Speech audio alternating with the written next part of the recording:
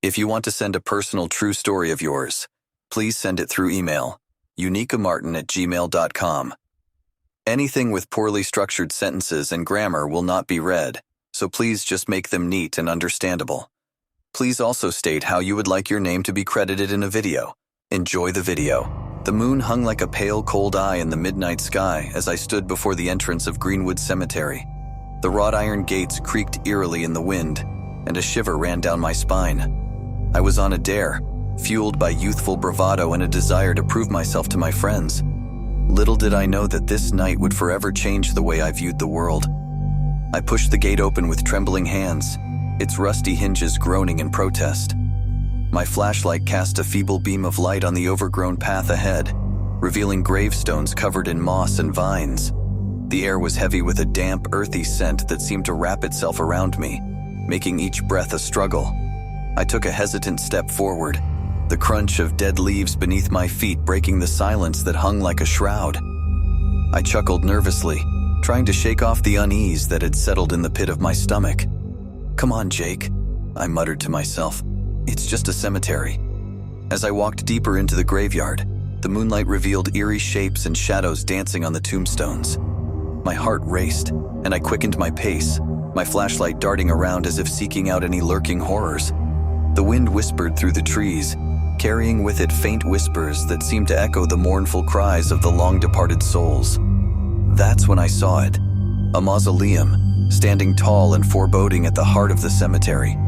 Its stone walls were cracked and weathered, and the iron door was slightly ajar, as if inviting me to step inside. Curiosity got the better of my fear, and I found myself drawn toward the mausoleum. The air grew colder with each step, and my breath formed misty clouds before me. I shivered, the realization dawning that I was far from alone in this place. The door creaked open with an agonizing slowness, revealing a dark void within.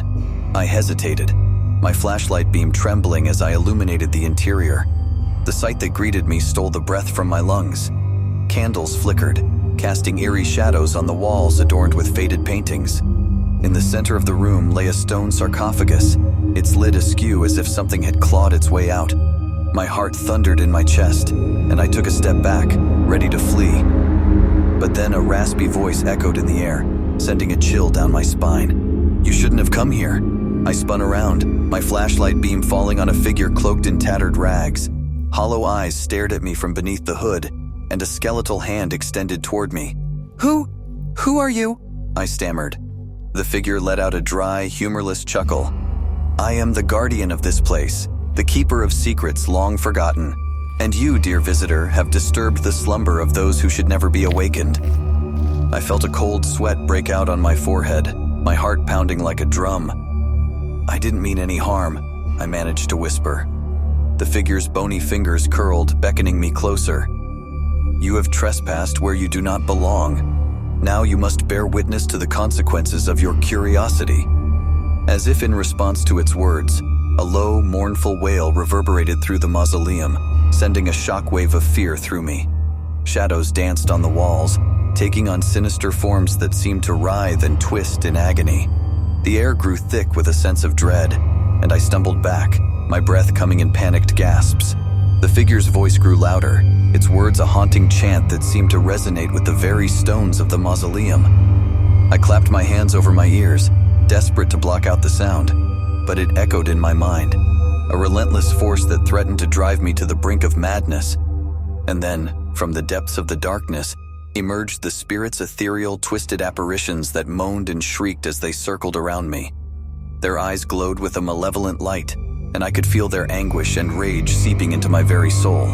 I screamed, my voice joining the cacophony of wails that filled the air. I stumbled backward, tripping over a fallen candlestick and crashing to the floor. The world spun around me, a nightmarish whirlwind of shadows and screams. And then, as suddenly as it had begun, the chanting stopped. The mausoleum fell into silence, and the spirits dissipated into the darkness. The figure in the hooded cloak stood before me once more, its hollow eyes fixed on mine. "You have witnessed the price of your curiosity," it intoned. "May this be a lesson, a reminder that some secrets are best left buried." With that, the figure turned and faded into the shadows, leaving me alone in the eerie stillness of the mausoleum. I scrambled to my feet, my heart still racing, and stumbled out into the night.